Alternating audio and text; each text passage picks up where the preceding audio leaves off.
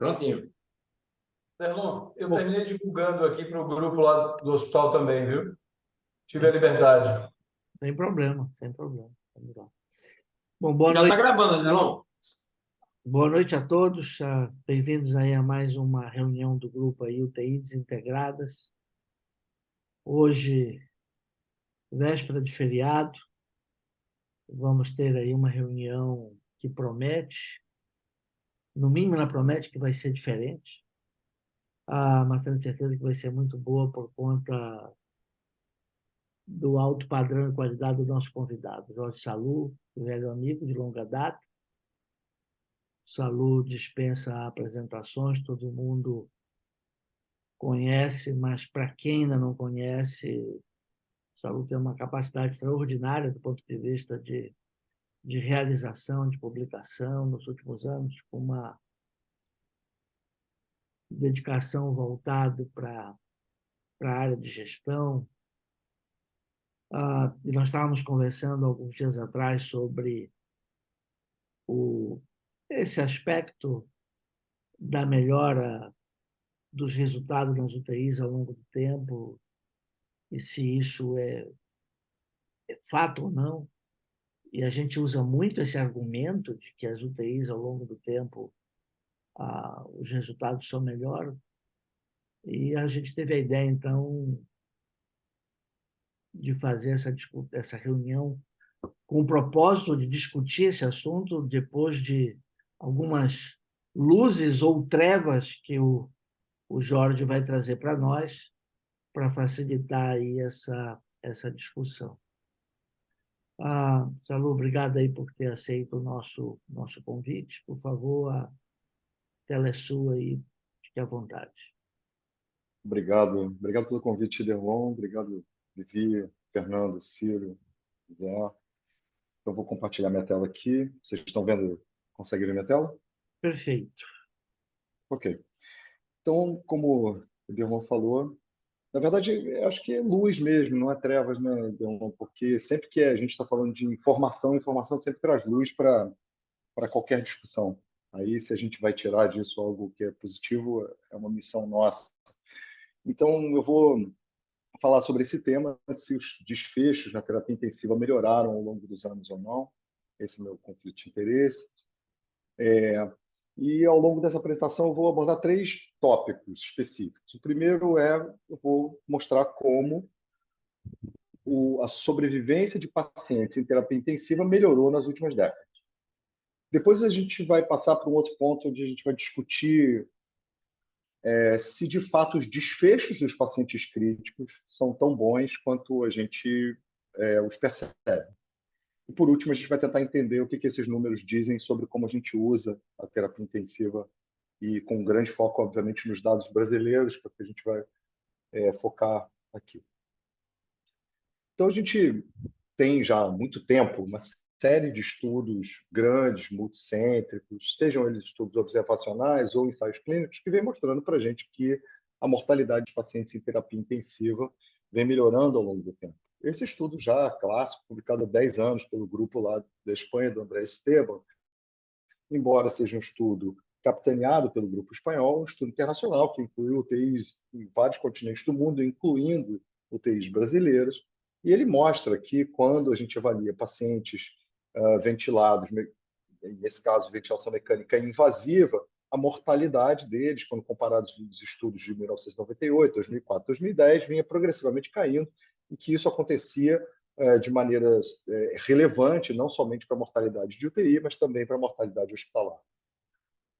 Esse mesmo tipo de achado ele foi reproduzido com populações diferentes, por exemplo, nesse estudo clássico já de quase 10 anos, australiano, publicado no JAMA, que mostrava para a gente de uma forma impressionante uma redução em 10 anos, 12 anos, nesse caso, da mortalidade de sepse, caindo em números absolutos a quase 50%, ou seja, saindo de uma mortalidade de 35% no começo dos anos 2000 e chegando ali a alguma coisa em torno de 18% em 2012. Lembrando que nesse estudo, quando você olhava os dados de alguns subgrupos, como, por exemplo, pacientes jovens sem comorbidade que internavam com sepse grave e choque séptico, a mortalidade ficava entre 5% e 10%. Então, sem dúvida que isso parecia ser um resultado fantástico, e a gente teve a oportunidade, nesse estudo aqui publicado na RBTI em 2019 pela Suzana Lobo, o Ederlon também é um dos autores, Ciro também, de ver que um dado semelhante, não na mesma magnitude, mas ao menos na mesma tendência, parecia acontecer com os pacientes com sepse internados em UTIs brasileiras. Isso aqui, dados do próprio Registro Nacional de UTI, do UTIs brasileiros, e nesse gráfico que nós vemos, a mortalidade de sepsis, que em 2010 era em torno de 39%, e que em 2016 estava em torno de 30%. Essa mortalidade abaixo é a mortalidade das demais internações clínicas que aconteciam na UTI, que também se reduziu, mas nem de longe, com a mesma expressão e intensidade vista nos pacientes com sepsis, o que se fez discutir muito sobre critérios de gravidade, quais seriam os mediadores. Provavelmente esses mediadores coincidiam com campanhas como a campanha de sobrevivência à sepsis, melhoria de qualidade assistencial, não só no tratamento da parte aguda da doença, mas evitando complicações nesses pacientes. E aqui o que a gente vê nesse gráfico do mesmo estudo, que aqui mostra não a mortalidade bruta, mas sim a mortalidade, a taxa de mortalidade padronizada desses pacientes, ou seja, a mortalidade ajustada pela gravidade, a gente vê que tanto para os pacientes com sepsis quanto para os pacientes de outras internações clínicas não sepsis, a mortalidade caiu substancialmente ao longo do tempo, aqui nesse período de 2010 até 2016, estando abaixo da mortalidade esperada pela gravidade e complexidade desses pacientes, então, no ano 2016. Então, parecia que para a sepsis também essa era uma boa notícia, que acontecia tanto em países de alta renda como a Austrália e Nova Zelândia, como acontecia aqui no nosso Brasil. E, claro, a gente sempre questionando esse tipo de tendência de melhoria de mortalidade de resultado e buscando uma melhor compreensão da epidemiologia dos pacientes de terapia intensiva, foi entender o que acontecia, por exemplo, com pacientes com câncer internados em terapia intensiva, num estudo multicêntrico. Esse estudo avaliou alguma coisa, um pouco mais de 30 mil internações em terapia intensiva, e o que a gente pôde mostrar nesse estudo é que não somente que ao longo do tempo, de 2011 até 2019, se internava cada vez mais pacientes com câncer nas UTIs, tanto internações gerais quanto as internações não planejadas, ou seja, os pacientes clínicos que internavam com ou agudização de doenças de base ou complicações clínicas, e os pacientes também de cirurgias de urgência, ou seja, um aumento grande do número e percentual de internações desses pacientes para quase todos os tipos de neoplasias, alguns somente com redução, e para vários dos subgrupos de pacientes que nós analisamos aqui, seja todos os pacientes, seja os pacientes com boa capacidade funcional, pacientes com pior capacidade funcional, ventilados, não ventilados, etc., havia uma tendência importante de melhora da sobrevida, redução de mortalidade hospitalar de pacientes com câncer, internações não planejadas que precisavam de terapia intensiva no Brasil. Esse estudo aqui é um estudo com mais de 100 UTIs, mais de 30 mil pacientes, então bastante relevante. Então, para nós, uma impressão muito positiva de que talvez não fosse só pacientes ventilados em geral, pacientes com sepsis, onde podia haver uma seleção maior, mas também uma população de pacientes como os pacientes com câncer, que a gente sabe que exigem um cuidado coordenado, são pacientes de alta susceptibilidade a complicações e, historicamente, percebidos como uma população de pacientes com pior prognóstico quando internados à UTI. Então, tudo parecia ir muito bem, segundo os dados de robustos estudos epidemiológicos nacionais e internacionais, para os resultados das nossas terapias intensivas. Mas aqui a gente olhou, então, um copo meio cheio, e agora a gente vai discutir o copo meio vazio, lembrando que o copo meio cheio e o copo meio vazio é o mesmo copo, só depende de como a gente olha essa perspectiva. E aí eu trago para vocês esse estudo, que é uma meta-análise, na verdade uma pool de análise, né? Uma análise agregada de 4 estudos observacionais que foram realizados em países de renda alta e países de renda média, né? Foi coordenado pelo Luigi Pisani, da Itália, mas que trabalha também muito fortemente com países de renda baixa, com registros nacionais de dados de países africanos, né, de UTIs de países africanos. Mas nesse estudo aqui, ele analisou basicamente dados de países europeus, dados de países de renda média, incluindo dados brasileiros, que eram do estudo ERIC, publicado pelo nosso grupo também, e por uma série de pessoas que estão aqui na agência, em 2014. E aí, nesse estudo, ele já mostra que as coisas parecem ser um pouco diferentes do que a gente viu, ou seja, a gente não tem só boas notícias, como a gente viu nos slides anteriores.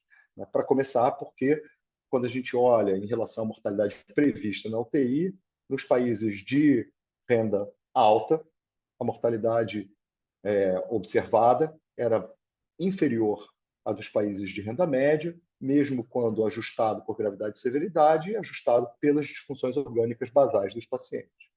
E que isso também era diferente em relação à faixa etária, ou seja, até os 50 anos vai tudo muito bem e o desfecho dos pacientes não parece diferir muito entre países de renda alta e de renda média. Mas quando a gente pega pacientes acima dos 50 anos, aí essa curva se abre de forma significativa, mostrando uma probabilidade de sobrevida inferior nos países de renda média. Então, alguma coisa não parecia ir tão bem quanto a gente imaginava, né? Ou pelo menos essa melhora talvez não fosse tão ampla, tão homogênea quanto a gente pensava.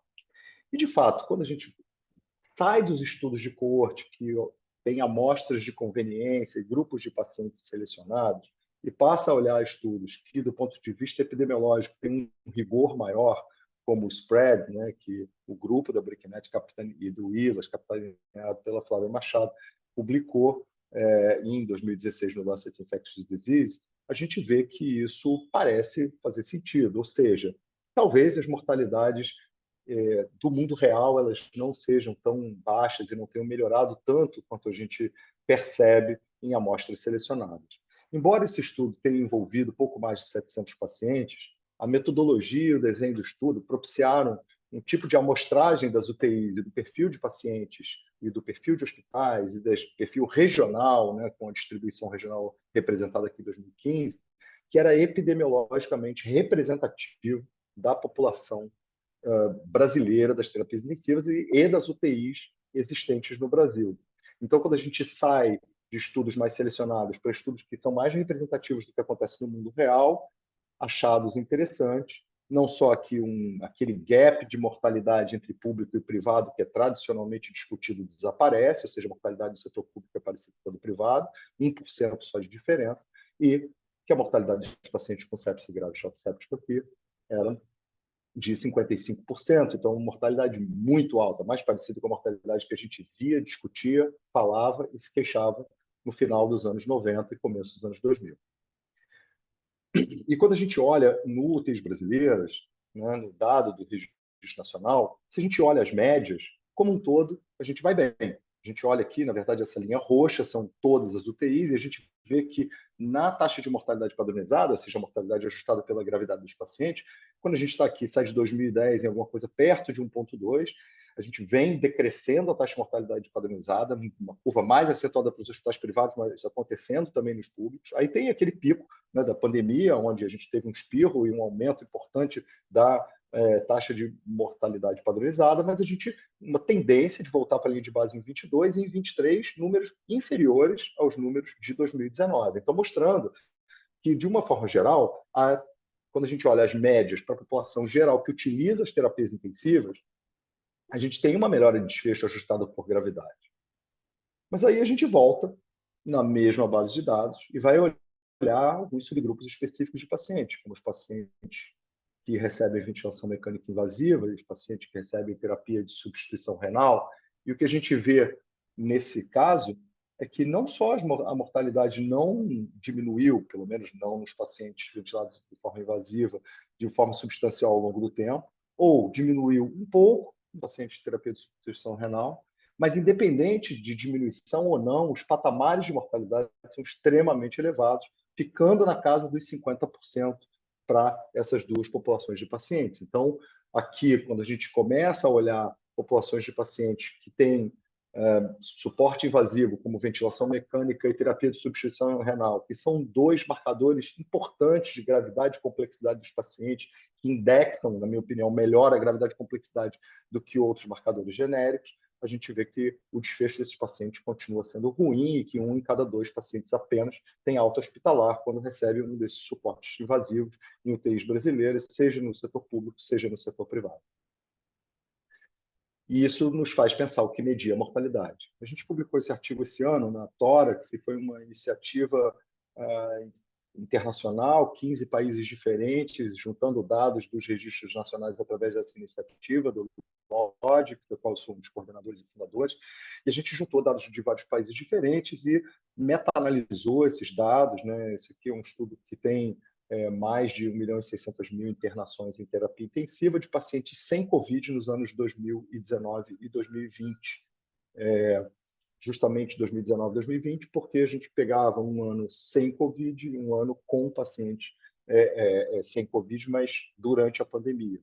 E o que a gente viu é que, do ponto de vista do risco de morte dos pacientes sem Covid no ano da pandemia, o que parecia fazer diferença e separar os dois grupos era onde esses pacientes estavam. Então, os países de renda alta, Austrália, Dinamarca, Finlândia, Japão, Holanda, Escócia, Nova Zelândia, houve pouca alteração da mortalidade, ou não houve efeito na mortalidade, ou até houve melhora dos desfechos dos pacientes sem Covid que internaram nas UTIs. E quando a gente olha os países da América do Sul, Brasil, Argentina, e olha países aqui, esse consórcio de UTIs de países da Ásia, que juntava Índia, Paquistão, Sri Lanka, a gente vê que existe aumento de mortalidade. Então, a gente tem evidência de que também aonde você está, muda essa perspectiva do desfecho dos pacientes. E, numa análise que, nesse estudo que está submetido agora, a gente avaliou os aspectos geoeconômicos, aqui só o dado de 2019, e mostrou que isso está associado realmente não só à renda per capita, mas também, ou seja, quanto maior a renda per capita, menor a mortalidade dos pacientes ventilados, e aqui segue aqueles países da América do Sul e Ásia, e aqui todos os países europeus e Japão, e Austrália e Nova Zelândia, ou seja, maior renda per capita, menor mortalidade bruta dos pacientes de ventilação mecânica invasiva, uma alta associação, mas também que nesses países, justamente onde existe menor renda per capita e maior desigualdade, é justamente onde se gasta mais. Os pacientes ficam mais tempo internados na terapia intensiva. Então, será que essa forma de estruturar o sistema de saúde, financiar o sistema de saúde, ele explica um pouco dos nossos desfechos, né, provavelmente. E por quê? Nesse estudo que a gente publicou agora, no Chest, tem 2 ou 3 semanas, a gente avaliou 40 hospitais durante a pandemia, com 126 unidades de terapia intensiva dentro desses 40 hospitais, e a gente viu que, quando a gente olhava os pacientes com Covid, a mortalidade bruta, a mortalidade hospitalar desses pacientes era extremamente variável, isso dentro de uma rede bastante homogênea de UTIs dentro do Brasil. A gente tinha mortalidades que ficavam na casa dos 5% em algumas unidades de terapia intensiva, e a gente tinha mortalidades que ficavam na casa dos 50%, 60%, 70%. E, obviamente, o nosso primeiro reflexo foi imaginar que isso se explicava pela diferença de gravidade e que essas diferenças assim de 12 vezes na mortalidade, elas eram todas atribuíveis à gravidade dos pacientes. Mas quando a gente vai analisar e ajustar por todos os fatores ligados à gravidade, idade, comorbidade, fragilidade, gravidade inicial de doença, uso de ventilação mecânica, a diferença persistia maior do que 5 vezes entre a UTI que tinha menor mortalidade e a UTI que tinha maior mortalidade. E aí a gente foi fazer uma série de outras análises, e uma das coisas que a gente pensou em fazer foi tentar entender como essa unidade era organizada antes da pandemia. E aí o que a gente viu foi que, basicamente, a gente tinha, antes da pandemia, UTIs que tinham alto grau de organização e eficiência, ou seja, aquelas que tinham mortalidade ajustada por gravidade abaixo do esperado e tempo de internação abaixo do esperado ajustado pela gravidade dos pacientes, e todo um espectro que ia piorando até aquelas que tinham uma alta taxa de mortalidade padronizada e um excesso de utilização de dias de internação para produzir sobreviventes nas UTIs. E o que esse gráfico mostra para a gente? Aqui são todas as UTIs agregadas. Esse gráfico é um VLAD. O VLAD ele tem uma visão inversa, um pouquinho contraintuitiva, né? Essa aqui é a linha de base do zero. Toda vez que passa do zero para baixo, significa que tem excesso de mortalidade. Então, o que a gente viu aqui nesses 2 anos de Covid, 2020 e 2021? Que cada vez que você tinha um influxo grande de internação de Covid na UTI, na média, você aumentava o excesso de mortalidade, tanto para os pacientes com Covid quanto para os pacientes sem Covid. Mas isso se apresentava de maneira diferente em função da organização dessas UTIs e do resultado anterior dessas UTIs, ou seja, de como elas eram em 2019. Então, as UTIs que tinham melhores resultados em 2019, quando chegou a pandemia, mesmo tendo picos maiores de entrada de paciente, recebendo maior volume de pacientes e mais pacientes graves, elas poucas vezes tiveram excessos de mortalidade e pouco oscilaram na sua linha de base, mostrando uma certa resiliência em aguentar essa crise, né, que foi o Covid. E quando a gente pega o extremo, e isso vai só aumentando, é um gradiente que a gente consegue mostrar, né? Quase uma dose-resposta, quando a gente pega o extremo das UTIs que tinham pior grau de organização, pior resultado antes da pandemia de 2019, números muito pequenos de pacientes de menor complexidade, ou seja, pequenos aumentos e oscilações de volume de internação causavam aumentos dramáticos na mortalidade, no excesso de mortalidade de pacientes com Covid e sem Covid. Então, gravidade basal de doença, mas também a organização dessas UTIs pareciam ser mediadores importantes da mortalidade, e a gente já sabe isso de estudos como, por exemplo, a Orquestra, nesse aqui publicado no caso em 2015, que o contrário também é verdade. Quanto mais protocolos, por exemplo, tem implementado, quanto o round multiprofissional, checklists, etc., menor a mortalidade hospitalar dos pacientes que internam na UTI. Ou seja, quanto mais organizada a minha UTI, menor a mortalidade. Também antes da pandemia, a gente já tinha informação de que dados brasileiros, aqui com 120 unidades de terapia intensiva, 130 mil pacientes, a probabilidade de óbito dos pacientes ajustada por gravidade, ventilação mecânica, uso de protocolos, ela também acontecia numa relação com o número de camas por enfermeiro. Ou seja, quanto mais leitos um enfermeiro tem que tomar conta, maior a probabilidade de morte ou maior a mortalidade média dessas unidades de terapia intensiva, né? Mostrando, inclusive, para a gente que não só a organização é importante, nesse estudo a gente mostra também que ter um enfermeiro titulado com título de especialista em terapia intensiva diminui substancialmente esse risco de morte, mas que também esse dado não é necessariamente na função da regulação, mas sim na função da necessidade. Então, a gente vê que, apesar de terem poucas UTIs aqui que têm uma relação menor do que 1 para 5, 1 para 4, né, isso aqui, enfermeiros, eu não estou considerando técnico, quando a gente chega em 1 para 6, já começa a haver um aumento linear de mortalidade. Então, um dado importante sobre a organização e a mediação de mortalidade. O que mais que explica essas taxas de mortalidade? Eu acho que, no final das contas, pelo menos ao preparar essa apresentação e depois da discussão que eu tinha tido com o Ederlon, que motivou essa apresentação, uma das minhas conclusões é que a maneira que a gente usa as unidades de terapia intensiva reflete mais as taxas de mortalidade que a gente vê do que propriamente a impressão inicial que a gente tinha em relação à mortalidade de sepsis, ventilação mecânica, pacientes com câncer. E o que eu quero dizer com a maneira que a gente usa as UTIs? A gente tem 3 pontos principais, na minha opinião, que são muito importantes para a gente discutir e que talvez expliquem parcialmente essa discordância aparente dos resultados que eu mostrei nessa apresentação. O primeiro são os aspectos de internação, triagem para internação ou ausência dela, né? O segundo, os aspectos ligados às infecções e complicações adquiridas na UTI e sua prevenção, principalmente as infecções.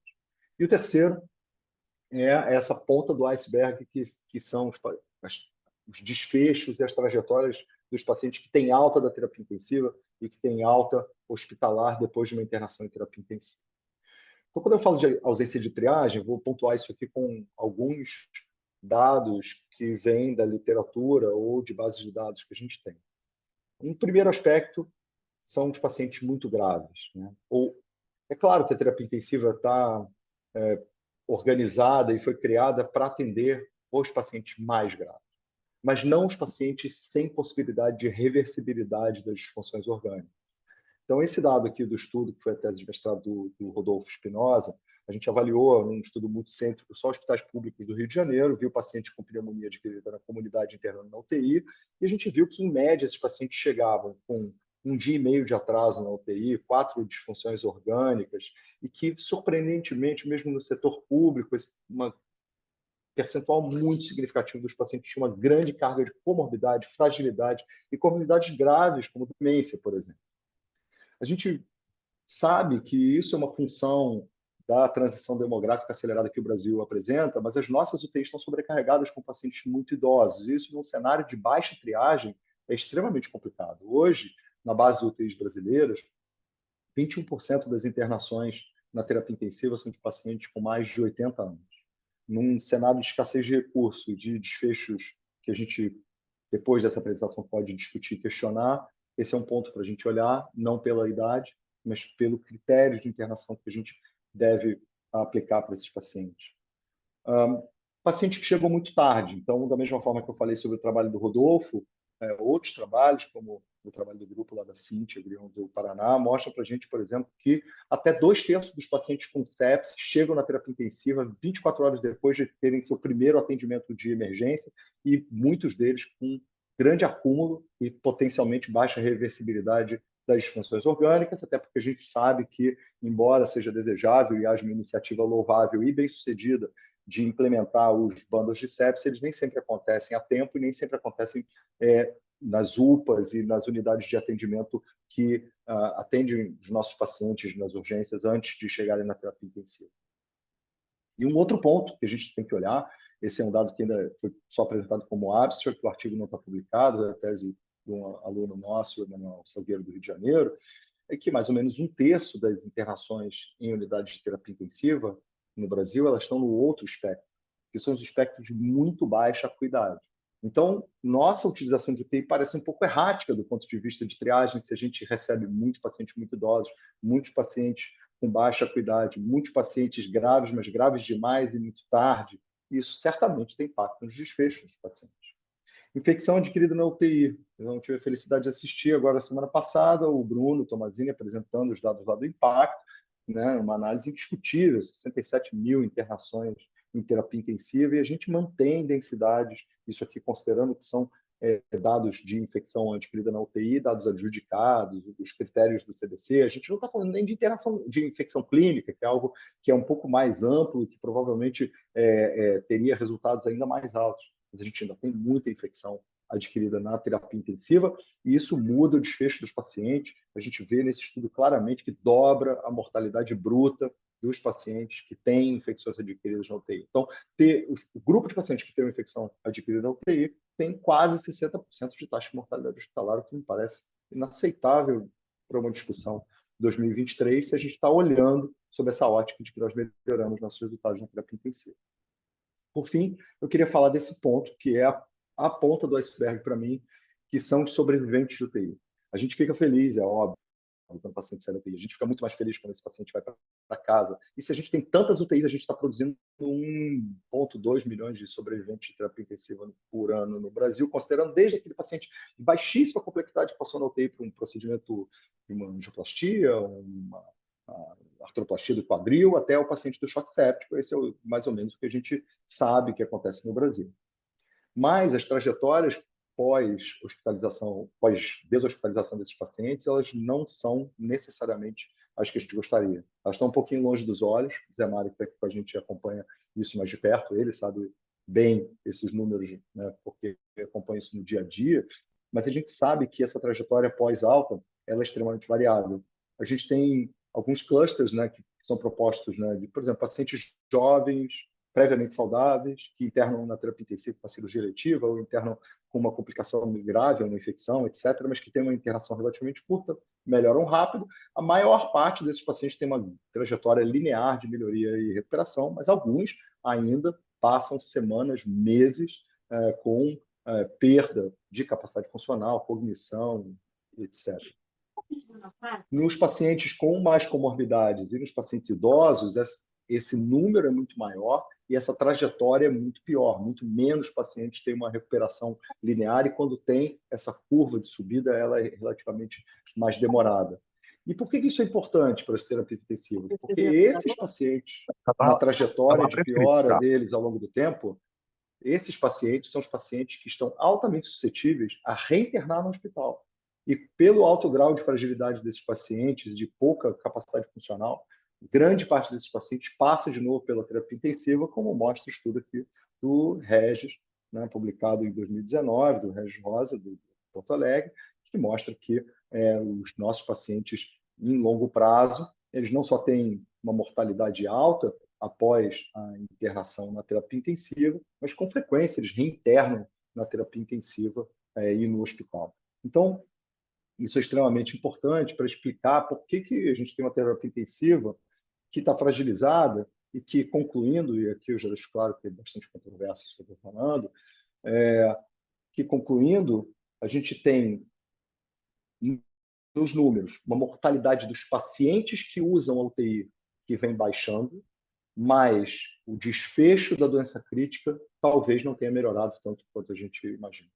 E aí eu quero separar isso, porque uma coisa é como nós usamos a terapia intensiva, os pacientes que passam pela terapia intensiva, que geram a mortalidade média da UTI, que nos deixa satisfeitos.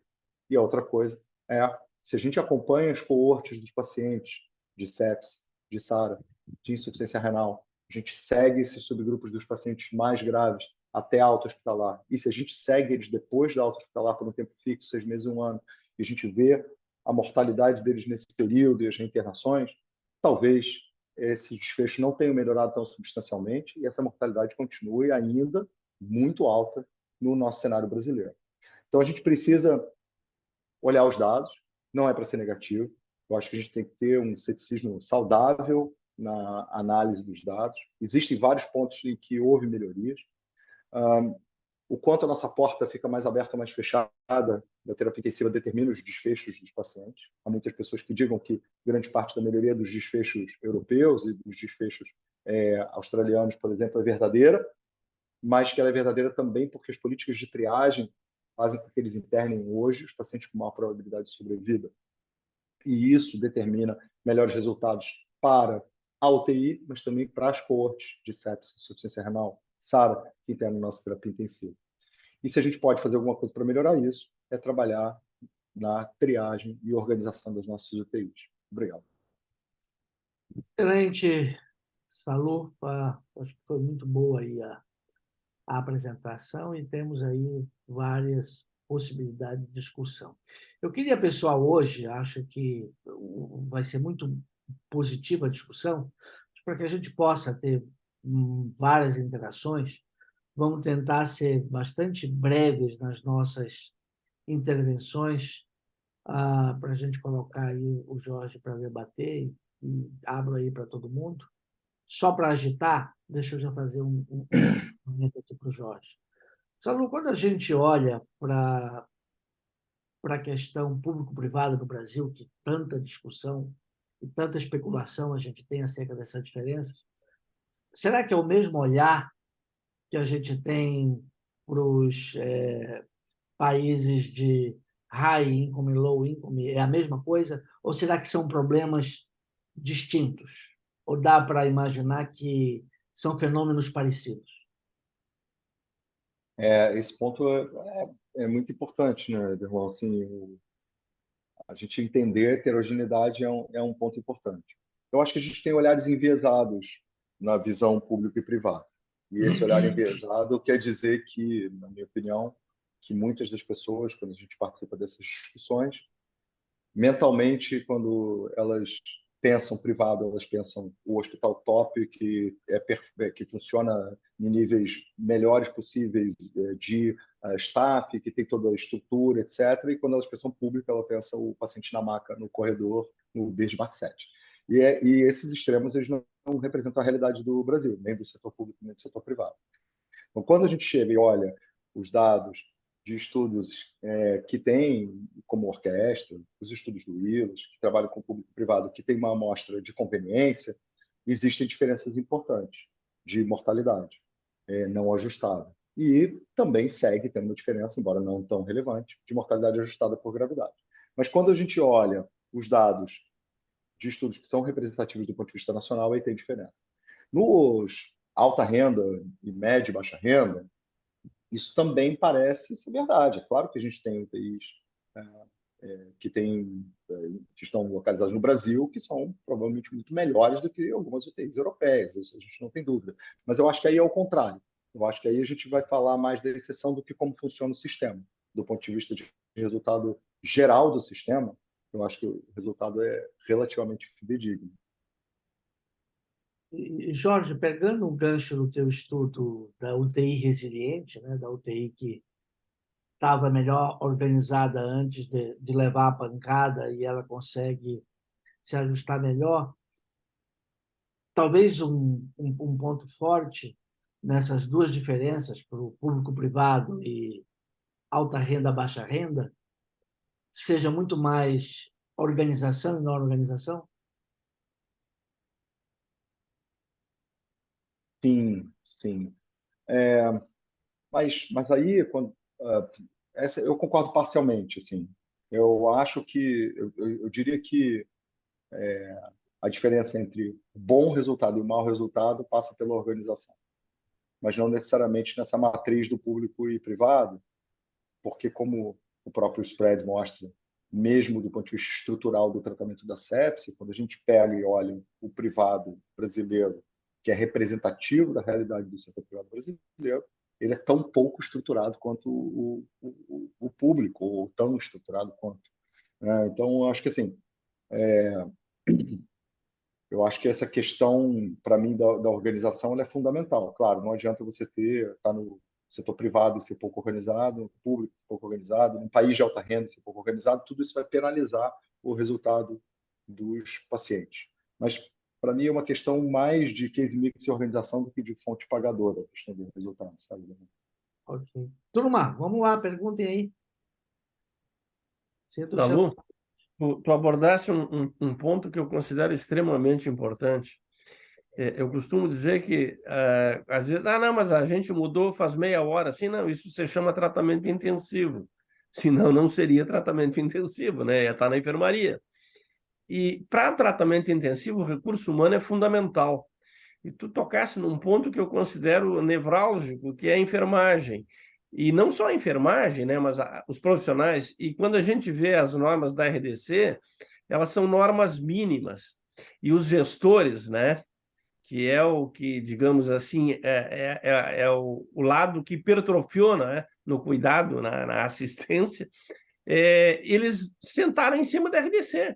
E às vezes tu vê unidades que têm uma demanda, né, pelo perfil de pacientes trauma, pacientes muito graves, com comorbidades, essas questões. Agora, a Covid ressaltou muito isso, e ficam sentados em cima de uma enfermeira para 10. E a gente não tem como mudar isso aí. Tu vê alguma saída para buscar um lenitivo, vamos dizer, se aumentar o número de técnicos, enfim, que é um técnico para cada 2 leitos também? Eu acho para mim, tem dois aspectos dessa situação, Fernando. Primeiro, aí uma opinião pessoal, assim, acho que as pessoas distorcem e usam a informação como Eles convém, convêm. né? Se fosse o contrário, se fosse meio vazio, né? fosse um para um, se fosse um para um a RDC, todos os gestores iam dizer que era inviável, que era impossível, ninguém ia cumprir a norma mínima, né? Mas como é 1 para 10, aí todo mundo quer cumprir a norma mínima porque ela é muito mínima. E aí, porque aí você trava o aumento de staff. Mas, indo para responder o que seria uma solução, eu acho que talvez exista uma maneira diferente da gente organizar as UTIs também, né, Fernando? Porque, é claro, todos os UTIs precisam de enfermeiro, 1 para 10 é muito mínimo mesmo, mas quando a gente olha os números também, aí voltando para os números, no setor privado, principalmente no pós-pandemia, que aumentou o número de leitos do setor privado e ele não voltou para a linha de base, digamos assim, de 2019, a gente ficou com 12% de ventilação mecânica nas UTIs privadas. Então, se a gente pensar que esse é o número de pacientes críticos de verdade no sentido assim, na Holanda, se você não tem 60% de ventilação mecânica, você não é UTI. Na França, você não tem 40% de ventilação mecânica, você não é pago como UTI. Então, se você pensar que a gente tem 12, a gente pode ter um enfermeiro dedicado só para esse paciente, né? Talvez, né? Ou pelo menos ter uma divisão de profissionais que seja móvel e que seja proporcional à gravidade, que fique para os pacientes que são os pacientes de terapia intensiva mesmo, né? O paciente ventilado, aquele que foi estubado ontem, né? O paciente que está ali, que precisa de uma monitoração melhor. É claro que com 1 para 10 não vai dar para resolver isso, mas dá para realocar isso de uma maneira diferente. E aí eu acho que uma das maneiras eficientes de cuidar dos pacientes de menor complexidade dentro da terapia intensiva, sem deixar eles desassistidos, porque isso também é um problema, porque a menor complexidade hoje nossa é de pacientes idosos com muita comorbidade. Ele pode não ter disfunção orgânica tão importante, mas ele precisa de monitoração e vigilância. Do contrário, ele é aquele paciente que adquire uma complicação na UTI. E aí eu acho que a gente tem evidência razoável, do Brasil inclusive, que quanto mais a gente implementa protocolo, tem processos, tem checklist, a gente faz isso para essa população de complexidade média-baixa, a gente mitiga a complicação desses pacientes e a gente pode liberar o recurso humano mais qualificado para os pacientes mais graves. Seria uma tentativa de sugestão num cenário onde a gente não consegue otimizar o quantitativo do recurso. Manda, Ciro. Salu, é o Rubens. Olá, pessoal.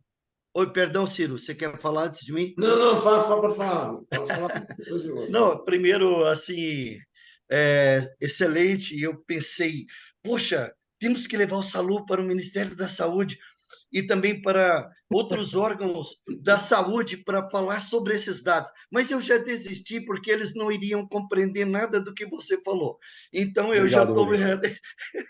eu já estou realizado com essa impressão. Mas eu queria fazer um pensamento aqui. Aqui em Brasília, nós fizemos uma análise separada dos hospitais que estavam usando o sistema de análise de dados entre privados e os hospitais públicos. E a gente, claro, como você já mostrou, existem diferenças. Mas nós fizemos um screen diferente, a gente pegou um pouquinho mais aguçado, entender daquelas instituições que recebem os pacientes públicos, também privadas, ela tem um perfil muito semelhante aos hospitais privados, porém com resultados melhores. E aí é lógico que vem muito na nossa mente o que você também demonstrou, de que a organização por si só, mesmo não tendo essa completude da RDC7 para os recursos humanos, traz benefícios.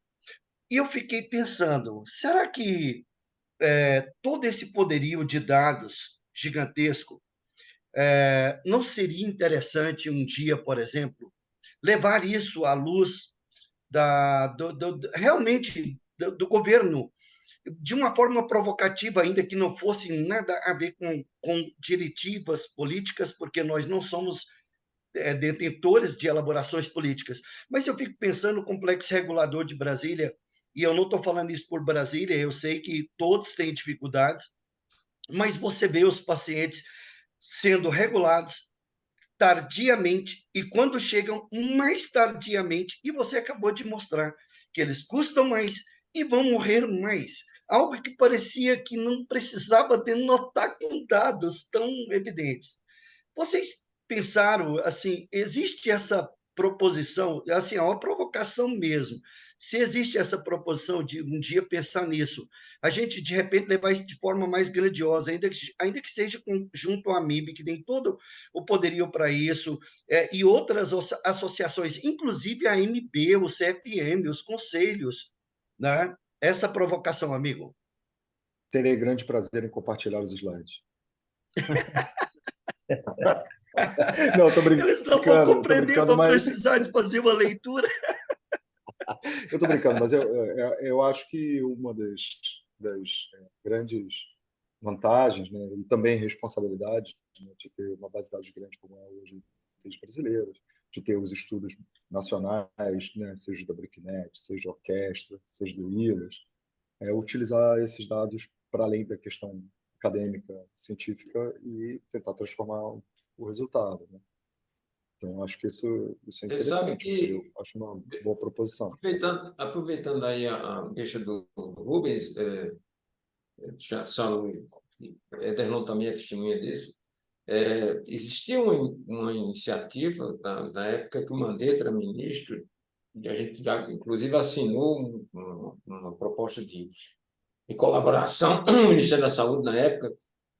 E uma das iniciativas era exatamente isso, de fazer um censo, né, estratificado para ver a qualidade das UTIs brasileiras. E eu não sei em que pé isso ficou, se deram andamento aí. Tu está sabendo, não?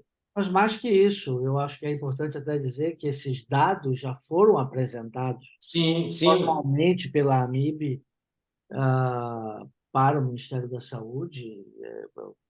Essa parceria AMIB-EPIMED, na verdade, tem muito por conta dessa possibilidade que a AMIB tenha a representatividade para poder estar discutindo isso. Nós chegamos a apresentar, desperta interesse, obviamente, das autoridades, mas as coisas não andaram. Surgiu a pandemia, não sei como é que é. Salu, é uma coisa... Deixa eu só fazer uma pergunta. Deixa eu só fazer uma pergunta que eu terminei perdendo o também. Saulo, a gente tem observado, de uma maneira geral, que a qualidade na prestação de cuidados nas UTIs brasileiras, pelo menos aparentemente, tem melhorado no decorrer dos anos. Aprova tanto que interesse pela coleta de dados, aí o sucesso das UTIs brasileiras é patente, né? O número de UTIs eu nem sei, a última vez estava em 1.900, quantos estão agora? 23 mil leitos, por aí. Então, isso aí, de certa forma, é um indicador de que as UTIs estão se preocupando em coletar os dados, que é um primeiro passo também para melhorar a qualidade. Um outro aspecto também que foi ressaltado por você mesmo é de que existe uma diminuição da mortalidade, da melhoria de prognóstico dos pacientes de uma maneira geral. Então, eu fico me perguntando, não seria contraintuitivo você imaginar que, apesar de todos os indicadores de melhora de qualidade na prestação de cuidados, de indícios de que a mortalidade é diminuindo, especificamente nesses pacientes mais graves, essa mortalidade não diminuiu? Será que não haveria outros motivos? Eu não estou... Lógico, eu concordo com você, a gente tem que ser cético, tem que imaginar que a culpa é sempre nossa e procurar ver se existe algum aspecto que dependa de nós para melhorar, mas será que não existiriam outros? Se existem, se vocês pensaram nisso, obviamente vocês devem ter pensado, o que é que você imagina que poderia ser? Ciro, eu acho que a gente tem uma... Eu acho que, primeiro, eu acho que a gente precisa olhar esses dados com mais cuidado e aprofundar o olhar sobre esses dados para a gente poder ter uma análise mais precisa. Mas eu vejo alguns cenários, por exemplo, que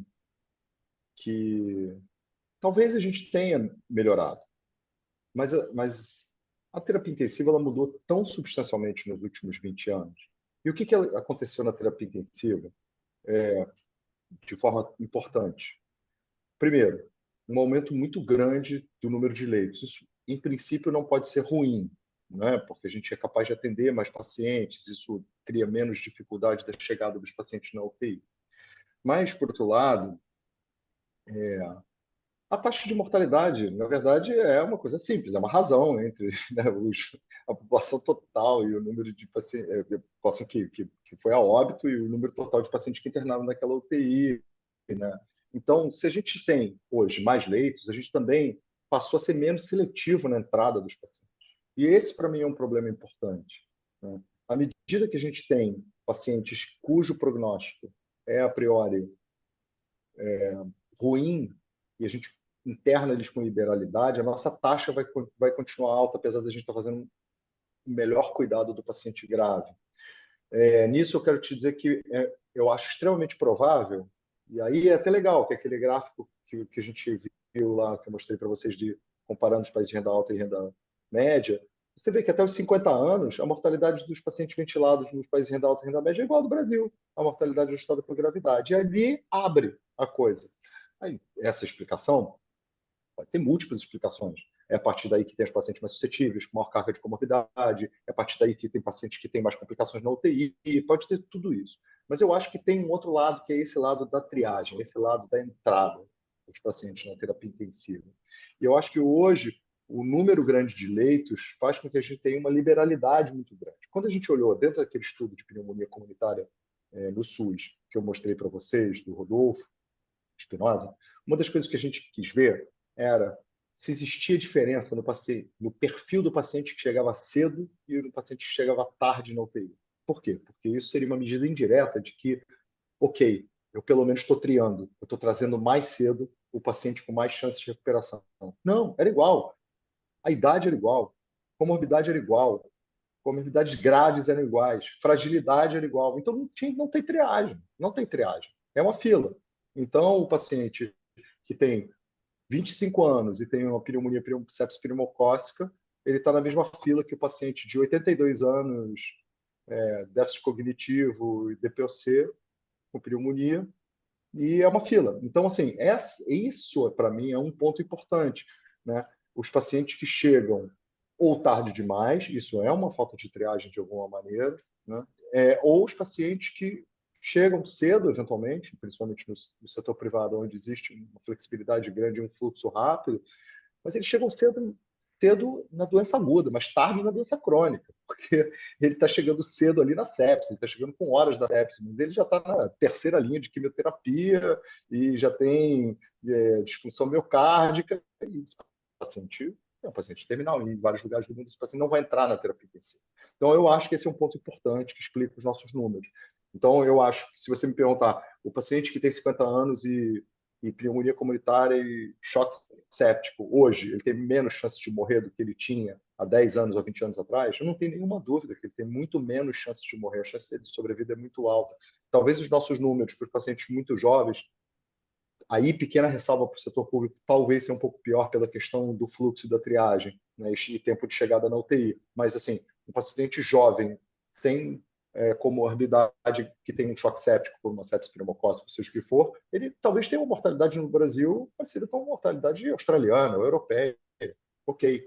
Mas quando a gente chega do outro lado, nessa transição demográfica acelerada nossa, muito paciente idoso, a gente fez um estudo há alguns anos em que a gente viu que dentro do espectro, aí sim tinha a ver com fonte pagadora, né, de acesso do paciente dentro do sistema de saúde, que começava em SUS e terminava num seguro top que tinha acesso a tudo, os pacientes da base dessa pirâmide, eles tinham a mesma carga de comorbidade do que o topo, com 15 anos de diferença, ou seja, o cara de 65 anos no topo, ele tinha a mesma saúde do cara de 50 na base.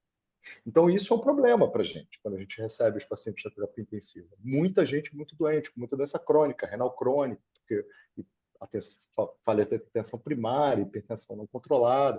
O Rio de Janeiro tem o pior número do ponto de vista de mortalidade e mesmo de incidência de AVC no Brasil, né?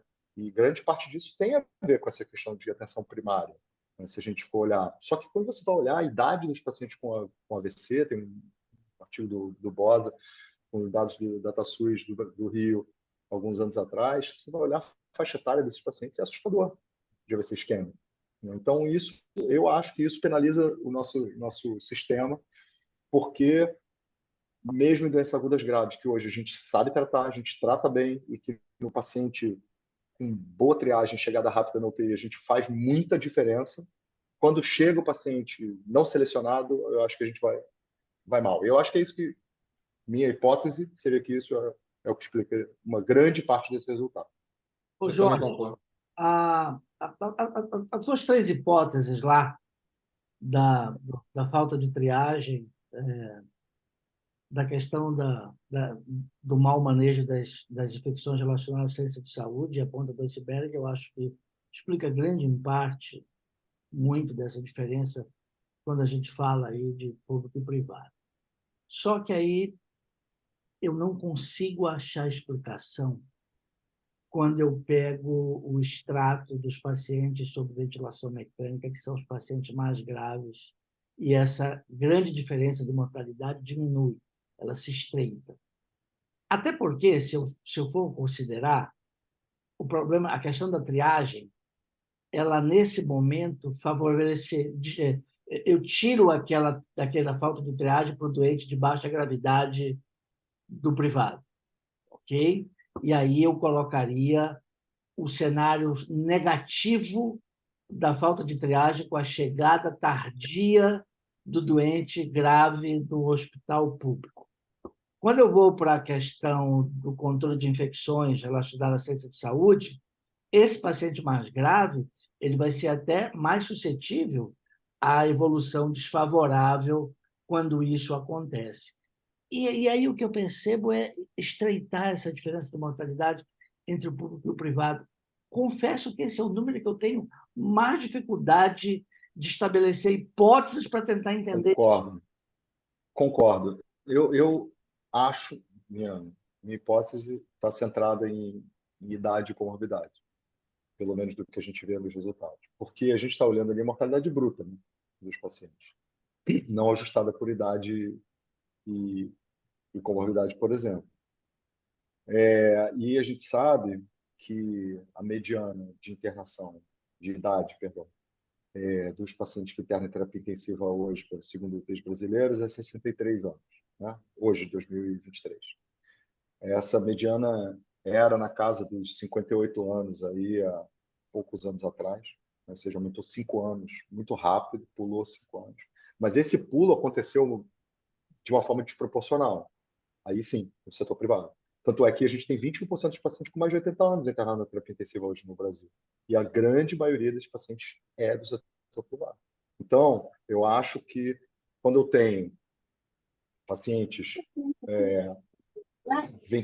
e aí eu acho que a questão da condução terapêutica dos pacientes no setor privado ela não e aqui eu não faço julgamento se público é melhor, privado é melhor, não é esse o ponto, mas o meu ponto é que, assim, eu acho que muitas vezes a condução, do ponto de vista, talvez até bem intencionado, a confiança de que você tem uma boa estrutura, a confiança de que você tem bons recursos, você tirou já muitos pacientes com a mesma idade e complexidade, né? Tem outras questões em alguns lugares, você tem questões de médico assistente, questões de UTI aberta, UTI fechada, isso é outra conversa, mas eu acho que existe uma questão importante de ter muitos pacientes com idosos com comorbidades importantes, ventilados também nessas unidades de terapia intensiva.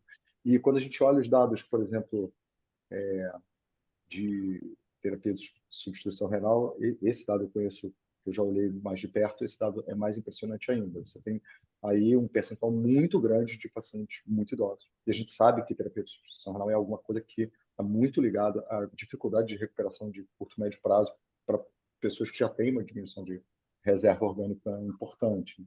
Então, eu acho que isso talvez explique um pouquinho essa diferença. Mas eu concordo com você que ele é o que é menos, digamos assim, menos fácil de achar uma explicação.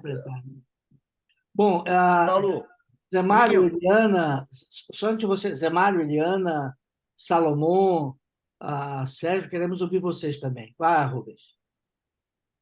não é que eu comecei a rapidamente falando sobre a provocação, porque assim eu compartilho da sua opinião e não precisávamos muito para evidenciar de novo algo que é tão óbvio, que é o paciente realmente chegar muito tardiamente. E hoje nós sabemos como o complexo regulador é tão importante, que já foi pior antes, mas nós sabemos que realmente essa questão ainda precisa ser melhor compreendida, né? As indicações de terapia intensiva, o que é realmente que pode se beneficiar. Você citou os dados na Europa, se não tem 60% de ventilação, não precisa de UTI, etc. e tal. Ou seja, nós ainda vivemos algo que ainda estamos anteriores. E nesse sentido, rapidamente, assim, só compreendendo um pouco daquilo que nós falamos e que eu gostei muito da sua fala, como nós usamos nossas UTIs, né? Assim, se você pudesse deixar uma mensagem, né, como nós usamos nossa UTI, baseada em tudo que você apresentou, o que você diria hoje, especialmente para todos que fazem parte desse grupo, que se preocupam? Eu tenho certeza que todo mundo que está aqui hoje na véspera do feriado, ele tem o pensamento voltado, eu quero estar aqui porque eu quero aprender algo novo. Como é que a gente poderia fazer isso tornar uma realidade na nossa unidade, individualmente pensando? Eu sei que é muito amplo, mas eu acho que valeria a pena um recado legal. Vou falar o mais fácil e depois vou falar o mais importante, né? O mais difícil é o pós-UTI, que eu deixo para o Zé Mário falar, mas o mais difícil é o pós-UTI, não só porque é o mais difícil, mais complexo, mais novo, né, do ponto de vista de conhecimento, mas também porque, como o próprio nome diz, ele está fora da UTI. Você tem que estar estruturado para fazer isso. E nem sempre isso está ao alcance ou nas mãos da terapia intensiva, embora eu seja totalmente favorável e grande apoiador disso. É extremamente importante desenvolver essa área. Mas esse é o mais difícil, dentro dos 3 eixos ali, né? O que está mais na nossa mão é o que está dentro da UTI, é reduzir complicação adquirida na UTI. E reduzir complicação não adquirida na UTI é trabalhar sério em relação à infecção, é trabalhar sério em relação à sedação, analgesia e delírio, é trabalhar sério em relação à organização de protocolo, processo, checklist, staff. Esse é o que está mais na mão e que era o que a gente deveria focar em fazer mais, simplesmente por ser o mais fácil de fazer. Fácil não que seja simples, mas porque está mais no controle do intensivista. Porém, na minha opinião, o mais importante é a entrada do paciente na terapia intensiva, é a discussão atenta do caso do paciente que vai para a UTI. É discutir esse paciente não para fechar a porta da UTI, é para abrir a porta de entrada e abrir a porta de saída, porque hoje a gente abre a porta de entrada para o paciente eventualmente não sair da UTI ou do hospital. Então, eu acho que, se por um lado, tudo que está dentro dos processos de organização da UTI é o que está mais na nossa mão, e esse deveria ser o nosso dever de casa, a entrada é o mais importante, na minha opinião, porque muitos dos problemas gerados dentro da UTI, inclusive para outros pacientes, né? Porque à medida que eu tenho muita infecção, por exemplo, muito multiresistente, eu coloco em risco outros pacientes que estão dentro da terapia intensiva. Muitos problemas são gerados por internações inadequadas, intervenções excessivas, pacientes que a gente sabe que tem uma baixa probabilidade de resposta a determinados tratamentos. A gente sabe que existe muita zona cinzenta de discussão e existem maneiras de fazer isso, né? Os time-limited trials, existe uma série de discussão de como tratar isso, mas existem situações pouco discutíveis, seja na baixíssima probabilidade de resposta a tratamento, ou seja, naquele paciente de baixíssima complexidade, que também ele enche a UTI, ele ocupa o staff, ele causa... que esses talvez fosse os que a gente devesse atacar primeiro, né? Que é o que é menos controverso. Ô, Jorge, nós não temos triagem no Brasil, né? São raros os hospitais que de alguma forma fazem Nem triagem. público, nem privado. Né? Zé Mário, vamos lá. Jorginho, parabéns aí pela apresentação. Jorginho, porque para os íntimos aqui, mas doutor Salu, parabéns aí pela apresentação. Não, para. Nem te reconheço me chamando assim. Sensacional. Cara, eu fico muito contente quando a gente fala hoje em dia de desfecho e realmente se fala da importância do cuidado pós-alta.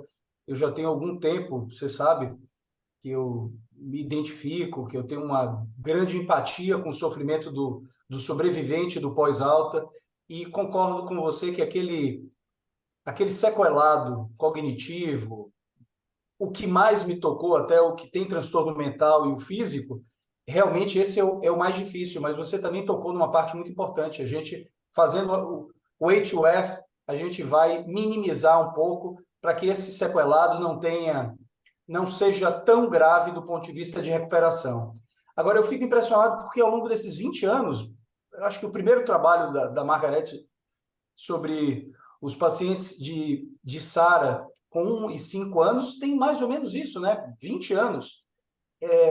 A gente ainda não conseguiu realmente, sei que não é fácil, mas essas pessoas elas ficam sem uma referência. E eu não acredito que necessariamente a gente precisa de grandes centros. Hoje em dia, a gente vê aí com a experiência aí do Covid que grande parte desses pacientes podem, inclusive, ser orientados por vídeo chamada, tanto fisioterapia como a parte de psicoterapia e psiquiatria, mas eu não vejo uma organização, uma estruturação.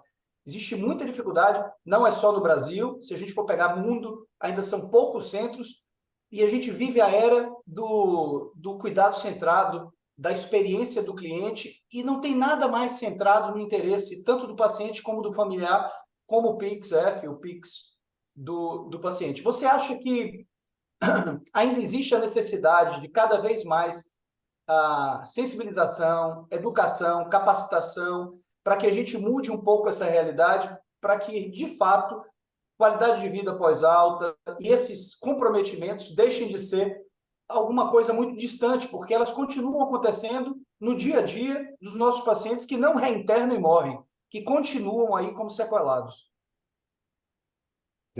Perfeito, cara. Eu acho perfeito a sua colocação. Eu acho que tem dois aspectos, né? Um aspecto é de conhecimento e sensibilização, e nessa parte de conhecimento e sensibilização, eu acho que a gente tem que sair da nossa área de atuação. Se você não falar isso no Congresso Brasileiro de Clínica Médica, no Congresso de Geriatria, as pessoas não vão saber isso, porque isso é novo para o intensivista, mas é muito novo e longe da realidade do cara que está na atenção primária. Ele recebe aquela bomba ali, que é um paciente que chega com uma lista de remédios enorme, que ele não sabe se precisa ou não precisa, porque a gente é ruim também de tirar a medicação, né? A gente é bom de prescrever, mas é ruim de desprescrever a medicação. Ele chega com um histórico incompleto, não tem fluxo de informação contínuo, o sistema de saúde é todo fragmentado.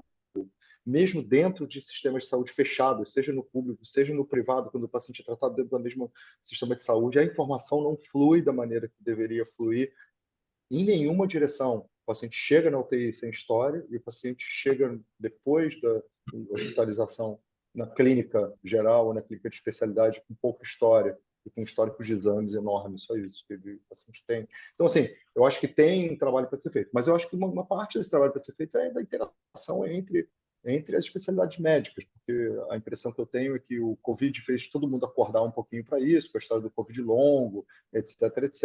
E eu me lembro que durante esses 2 anos de pandemia, eu falava, não de brincadeira, mas eu falava assim, a diferença é que essa doença pegou 1 bilhão de pessoas ao mesmo tempo, mas a gente já sabe disso de pneumonia comunitária, a gente sabe disso de sepsia há 20 anos. Então, isso não é uma coisa nova. Todo mundo, muitos médicos, né, assim, espantaram de ser uma coisa nova, e não é uma coisa nova. Não pode ser nova nos mecanismos fisiopatológicos, nas dimensões, nas apresentações clínicas, mas não é necessariamente novo do ponto de vista do conhecimento do que acontece pós-UTI. Porém, eu acho que esse conhecimento hoje ainda está muito dentro da nossa especialidade. Ficou uma coisa meio etérea para quem é de outras áreas de atuação e talvez não seja compreendido como uma questão que é prioritária também, porque para cuidar desse exército de pessoas né, de literalmente milhões de pessoas que frequentam as unidades de terapia intensiva, que tem um percentual relevante que sai com sequelas, né, importantes, você precisa primeiro juntar os pontos, né? Saber que isso é PIX, que isso tem uma causa e que talvez tenha algumas estratégias para melhoria disso. Na verdade, Jorge, várias coisas que a gente já conhecia há longo tempo que ganharam nomes novos, né? Tempestade de citoquina, Covid longa, são coisas que a gente já conhecia e que ganharam nomes novos. Pessoal, eu acho que a discussão foi excelente, principalmente porque trouxe para nós aí a responsabilidade de olhar com mais calma para essas informações e poder ver o que a gente pode fazer do ponto de vista de gerar mudança. E principalmente que muito disso está ligado à capacidade das pessoas que têm liderança dentro da especialidade de gerar nos outros a demanda para fazer diferente. Eu acho que, se eu pudesse aqui resumir em uma coisa, o sentimento depois dessa discussão é a necessidade da gente buscar influenciar os diferentes players aí desse negócio para esses problemas, para que a gente tente fazer a diferença. Né? Alguém quer fazer algum comentário final? Salu, você fica à vontade aí para as suas considerações finais e só agradecer aí pela tua participação. Obrigado, queria agradecer novamente pelo convite. Queria dizer que, paradoxalmente, nenhum dos dados que foi apresentado é definitivo, né? Porque, na verdade, o que a gente trabalha é sempre nesse olhar, e esse olhar crítico com o qual a gente aprende, e que é bom ter essa visão também de que a gente não tem essas certezas todas, né? Que tem um lado extremamente positivo. A maior parte dos pacientes que passa pelas terapias intensivas hoje sai bem, sai vivo, né? 80% de sobrevida ou mais, né, na média, dos pacientes que utilizam as terapias intensivas. Grande parte consegue voltar à sua vida habitual sem sequelas importantes, mas que a gente ainda tem desafios grandes do sistema, né? E talvez a mensagem otimista seja essa, que do ponto de vista geral a terapia intensiva trata muito bem a maior parte dos pacientes que passam por ela, produzindo bons resultados, mas que ainda tem pontos específicos que, se a gente melhorar, a gente vai conseguir produzir resultados melhores para todo mundo. Excelente. Bom feriado a todos, pessoal. Grande abraço. Beijão, família. Salu, Obrigado. Zé Mário, amiguinhos maravilhosos. Até a próxima. Beijão. Tchau, tchau. Até mais.